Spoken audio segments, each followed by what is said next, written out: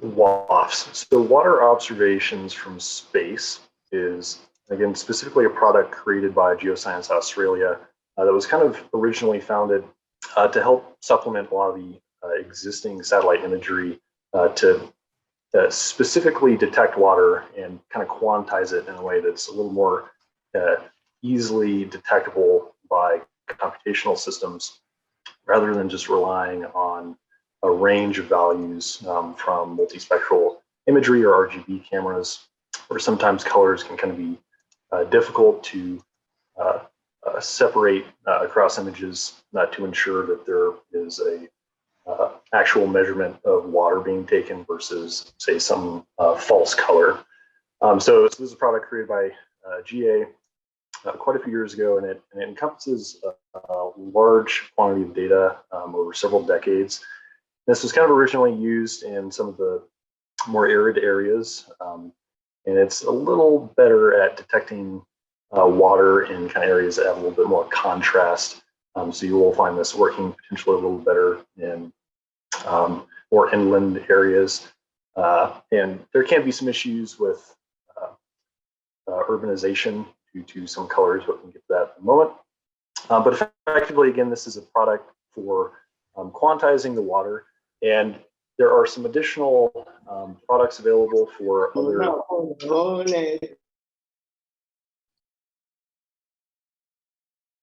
outputs. But typically, the output from this particular product is a binary one, meaning that it, in the majority of cases, just tells you whether or not water is present. It's not necessarily a scaling quantity, if you will. In the case of Digital Earth Africa, WAFS is applied to Landsat 8 imagery. Initially in Australia, this was applied to Landsat 5 and 7. But typically, this can be done and processed with a little bit of background noise from someone. Typically, this is applied, or it can be applied to effectively any multi-band image, but there's a level of processing that has to occur, which is managed by Australia. And just at the bottom of this, you'll notice a link here to the Landsat WAFS spec. And see if I can just open this real quick. And this is a great resource on the Read the Docs for Digital Earth Africa that really just goes through in detail what WAFS is and how it can be used specifically in Open Data Cube and Sandbox. And it goes in a lot of the technical representations here, various values with bit flagging and metadata. And this is actually something we'll get back to here in a moment. But this is a great resource initially for some more technical resources on how this is actually used in this system. So a couple slides from some previous presentations on flooding. Again, they're generally applicable to WAFS. Here is that WAFS is widely used in Australia already for modeling and assessing environmental water flows because water is very important, and especially in some more dry areas, it has been critical to be able to have a tool that can more easily determine regions where water may be and where it may not be. So we can use it to track for management and determining potential reservoir needs or other irrigation needs for agriculture. Ultimately, WAFS can be used in making decisions for various applications surrounding water. And we'll get to some more examples here in a moment. And again, just to touch on the fact that it does work better on large open plains. And there are some different reasons for that, but a lot of it can come down to just kind of the contrast from other regions. It's a little easier for the algorithm to pick up differences in more natural areas that are potentially less occluded by specifically buildings, but other terrains, landforms, so on and so forth. So speaking on the limitations specifically, it's poor in cities and some other regions due to shadows. WAFS has an issue with shadows and some other color differences in maps. So if you see this, if WAFS is applied to urban areas, you can actually get a lot of false flags, if you will, for buildings, which may be bad. However, there are some other resources that can be used to detect water in urban areas, which we'll get to in a moment. Typically, the minimum body size observable is about 50 square meters. And again, I just want to note out at the bottom, there's a couple of resources for WAFS spec and some resources at ga.gov for details on WAFs. So how can this actually benefit our work? So I put a few links here on some papers and a few other resources, but if I may just point out a couple of them from ESRI real quick. I'm sure everybody may have a different need for detecting water, whether it be environmental for potentially determining safeties of certain areas may be susceptible to flooding, which could be good for certain government planning, or say for agriculture, for determining if certain crops may be susceptible to drought in certain regions. But a couple of the ESRI links here I thought were good because they kind of go through a couple, more than a couple, quite a few examples of some real world applications of existing water observations for kind of informed decisions. And this is one example I kind of liked about monitoring the impacts of cyclones in Myanmar. And just as an example, I'd encourage if anyone had any interest in some other global applications. These resources offer quite a few examples of some existing employed applications where water-based geospatial information systems are important for governments and individuals alike to ensure safety and integrity of potentially crops and cities, or even larger. Another application here to just go over real quick is from ESRI, as mentioned, is coral mapping. We don't necessarily want to limit ourselves to just detecting water per se in areas. The water can also be used to supplement other informed decisions. For example, potentially determining the health of coral in certain areas. So maybe for more ocean-based and coastal needs for measuring water-based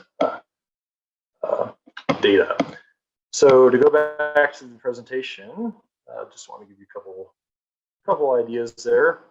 So we may be asking here, what exactly is a water product? So a water product in reference to our system is essentially just an index of data that's already processed in potentially a couple ways.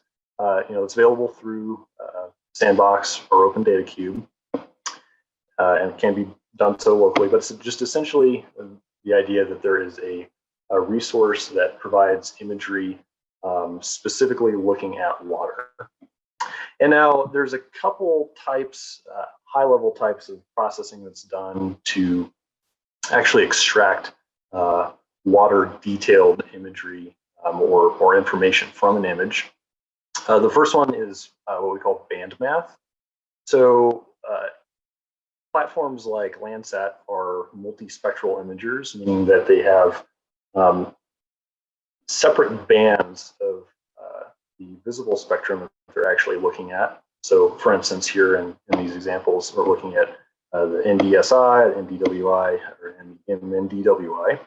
And you'll see that the green and the SWIR1 and NIR are being added, subtracted, and divided to get the different band math output function. And so we're literally just taking that one portion of the band. So in this case, let's say green, it could be, somewhere, between, I don't even know what the green band is actually offhand. It's probably around 400 or 500 nanometers, somewhere in there. But it's effectively a specific spectral band. It's not just an RGB image. We're taking green by the spectral definition, and then taking shortwave infrared by its spectral definition, and then taking the actual images and then adding, subtracting, and dividing them to get the functioned output. So that's a bandmath style processed image, and then for WAFs, what we're actually doing is what's called random tree machine learning. So as an example, this is kind of a diagram that shows kind of like binning effectively. So the algorithm just kind of looks at the pixels and says, through a bunch of math and some manual tuning, is this pixel water or is it not? And there's a few other bit flags that are determined through that algorithm. But essentially, it kind of condenses the complexity of the pixel into kind of a yes or no answer in a lot of cases. So to kind of go into a little bit more of a technical explanation there, just for a moment, this is a great paper I'd recommend on comparing Landsat water index methods for automated water classification. And this is specifically in Eastern Australia.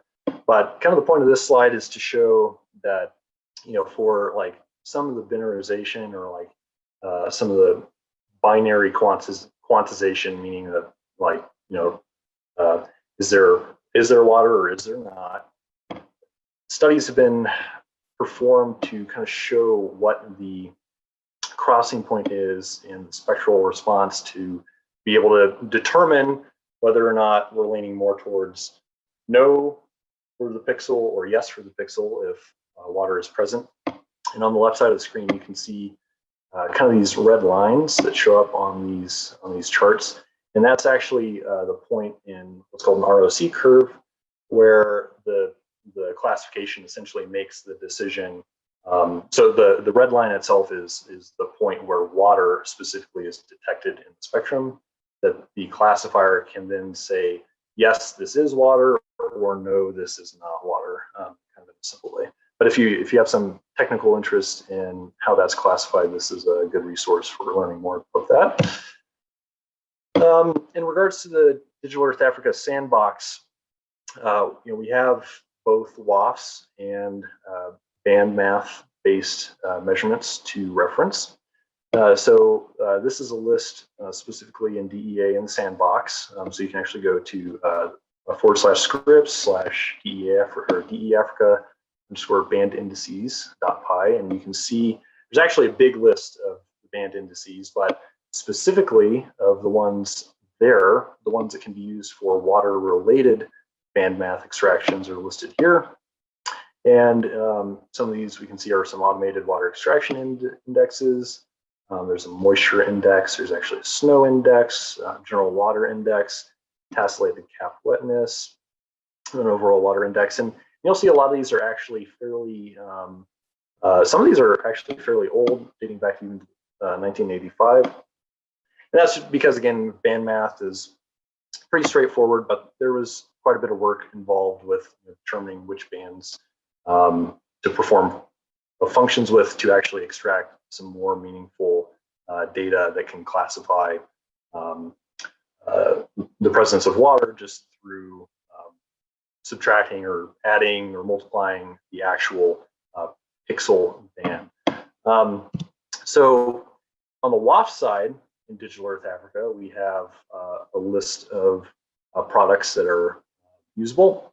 At a high level, the LS-USGS WAF scene is mostly what we'll be using. However, there are a few different options for gathering other information. And for example, let me see, pull up my other screen here. And may have to pull that up in just a moment. The bit flags have other information that can give some summaries of the pixel outside of just whether or not water is present, and I can show you that in a moment. All this imagery is accessible at explorer.digitalearth.africa/products, and that's a great resource to see what imagery is available potentially in your region.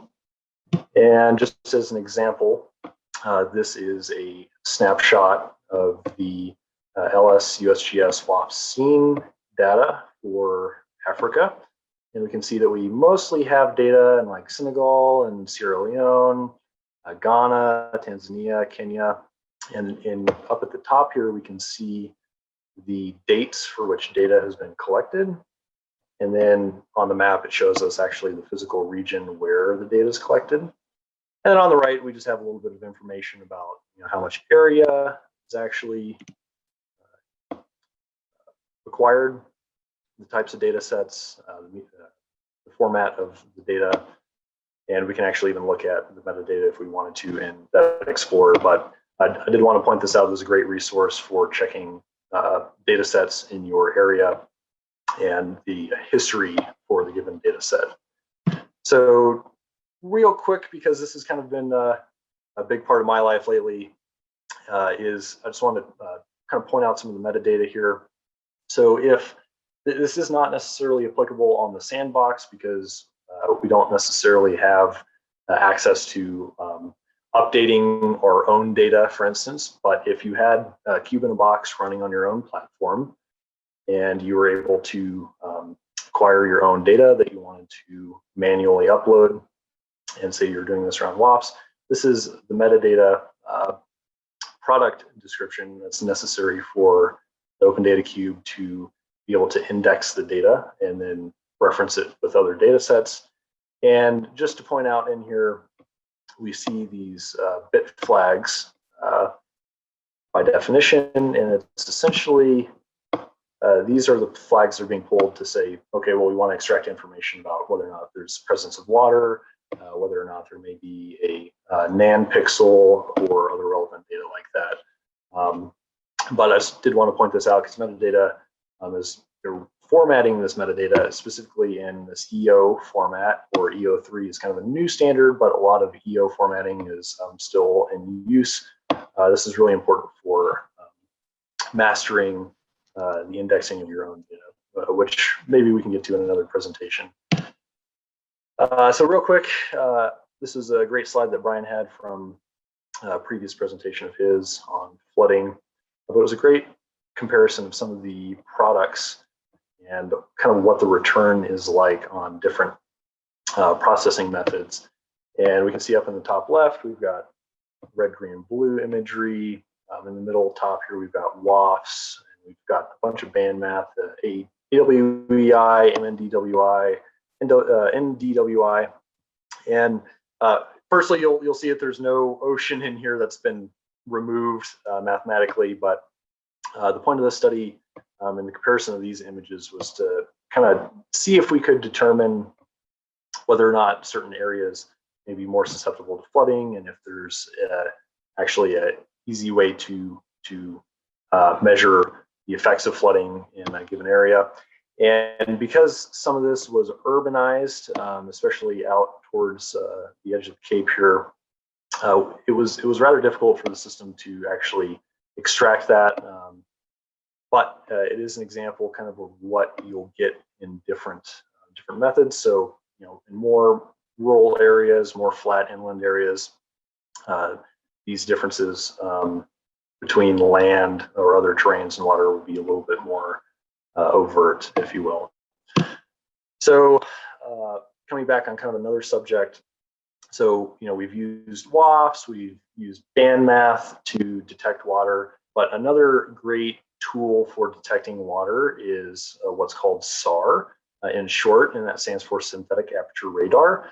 And that is, there are different resources for that, but typically we use Sentinel-1, and it operates in actual radio frequency bands, in this case, C-band, about 48 gigahertz. And the reason they call it synthetic aperture is because the size of the antenna that would be needed to actually make resolute images in a stationary means would have to be, very, very, very large. I mean, larger than it would be reasonable to send a satellite up there. So the concept behind synthetic aperture is that because the satellite's moving, you can kind of create a synthetic antenna, if you will, by taking snapshots at different points in the satellite's orbit. And then we can compile an image based on that C-band reflection. And get a little bit higher resolution and just a little bit of a different type of data than we would through optical means. And for the most part, SAR is very good at detecting water. You can see here in this top image on the right, the black is actually water, white is land. And then in the bottom, I did want to point out this is related to a specific paper where a SAR is used to actually look between buildings.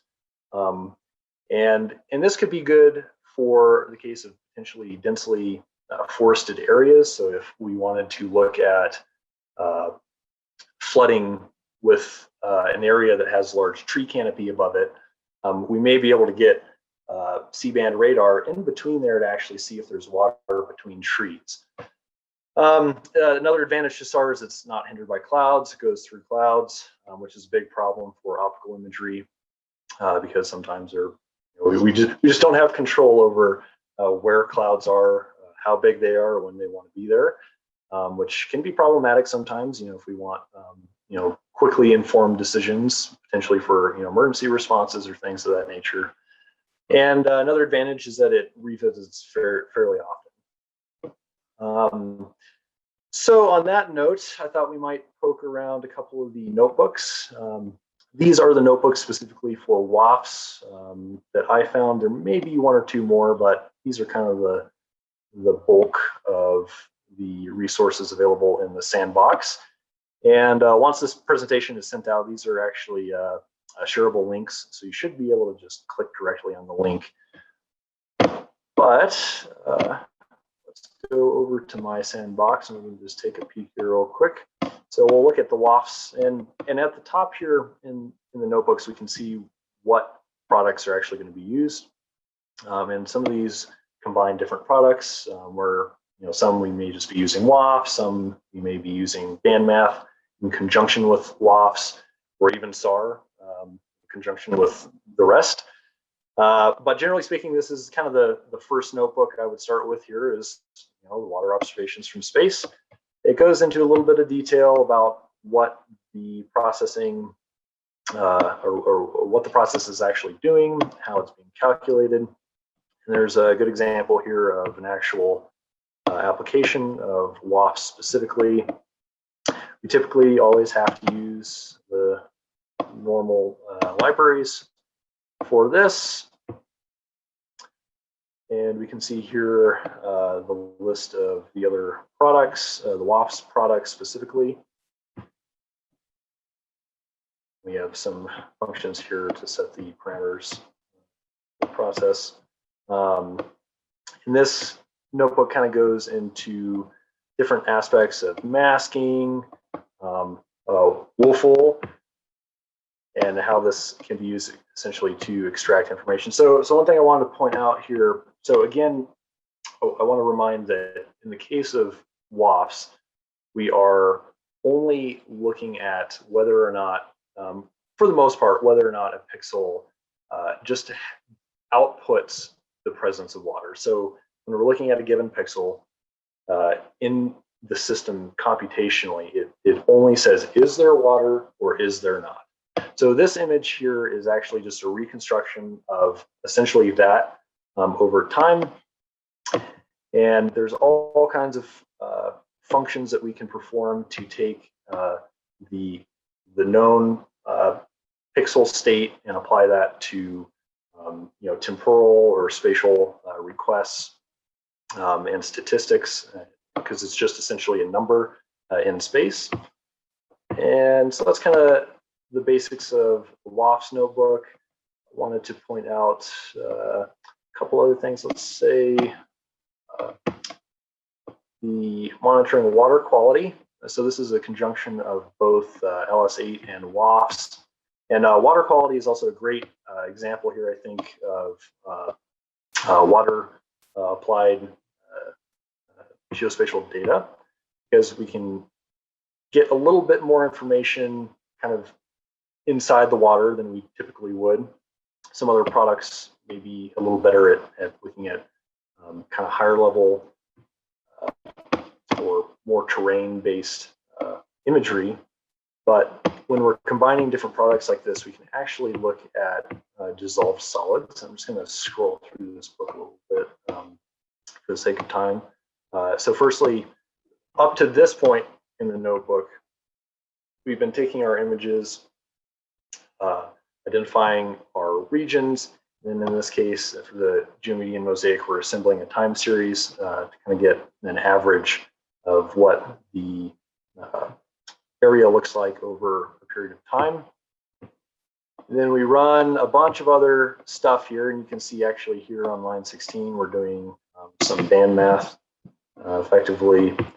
And then down here, so this is where we start doing math that can actually extract suspended solids and water. And all the way down at the notebook here, or at the bottom of the notebook, we can see the outputs of the total dissolved or suspended matter in this lake. And this can be useful potentially for, say, algal blooms, potentially anything that is a particulate in water can be extracted via these means. And there's numerous applications for that. But to kind of go into the example of how the water quality can be observed with WAFs and other supplemental data. And then finally, I just want to look at the detecting water with radar. And you'll see the product used here is Sentinel-1. And of course, all of these can be combined for even more complex analyses.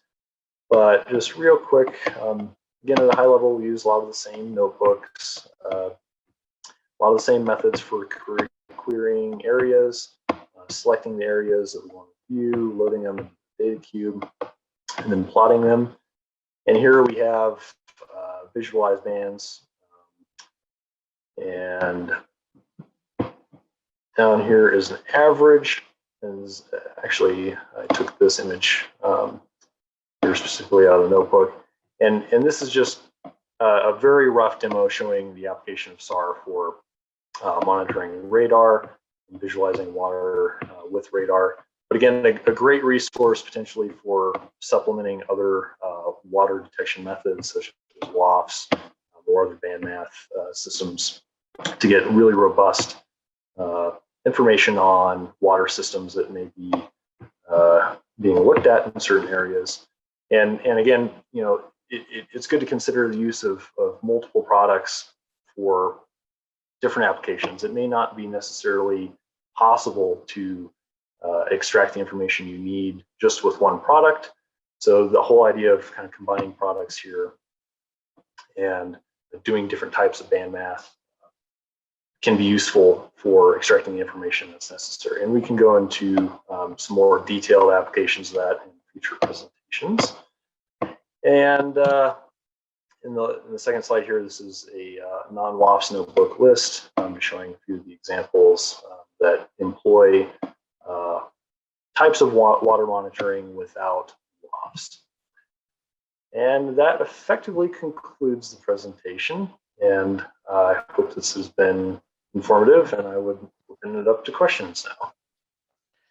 Thank you very much, Josh, for this great presentation. Actually, as we're keeping quiet, we are actually clapping for you. This is really great work. I've been able to share the presentation with everybody on this particular call in the chat box. Mine is to welcome the questions at this juncture. Thank you so much for the presentation. Thank you. I'm just seeing the message from David, and let's see, drop a video to save on the band math. David, what would you be able to clarify potentially what you're looking for? Or maybe we can take that offline if it would be best, Ken. I'll leave it to you. I think he wanted to, if we can create an animation of some of the results, this is the question. And also he could use this to present to very high level people. David, this is your chance also to explain. Thank you, sir. Okay, maybe I'll go the other side first. I saw one of the, among the presentations, some of the scripts that you already have. There is one that you are solely dedicating it to wetlands. And we have one of the projects that is working on wetlands. It's called GMS. And I was hoping maybe, hello? I was hoping if you could just have a small demo on that. We see how it goes. Maybe you can also share the script. I can direct it to some of the focal person for GMS that is currently working on wetlands. Thank you, sir. Yes, David, the notebook is on the sandbox. Josh. Yeah, I've checked that one, but I think it's a little bit different from what he has. I don't know if they're the same. It's in the presentation, the thing. Yes, this will be very nice. Actually, we can work on the which particular wetland do you have in mind so that we can organize a separate session for you.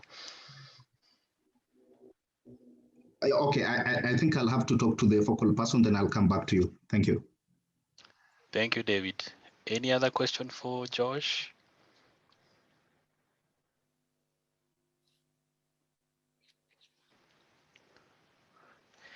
So thank you very much, Josh, for this great presentation. I can see the thematic area of water is very important, and also it gives us an opportunity to look at these notebooks. It's an opportunity for us to explore them and also ask more.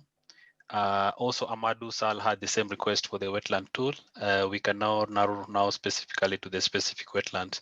So the assignment to the two persons is to give us a specific wetland in mind so that we can actually give them more better results. Will that work for you, Amadou and David? Thank you. And that's okay. It will be okay. I can quickly put it. You can have a look at Lake Tana in Ethiopia. Yeah, we can have. Thank you, David. I will post it in the WhatsApp group. Thank you so much for your time. Any other question for Josh, or any other comment that you might want, or any other topic that you might want for next week?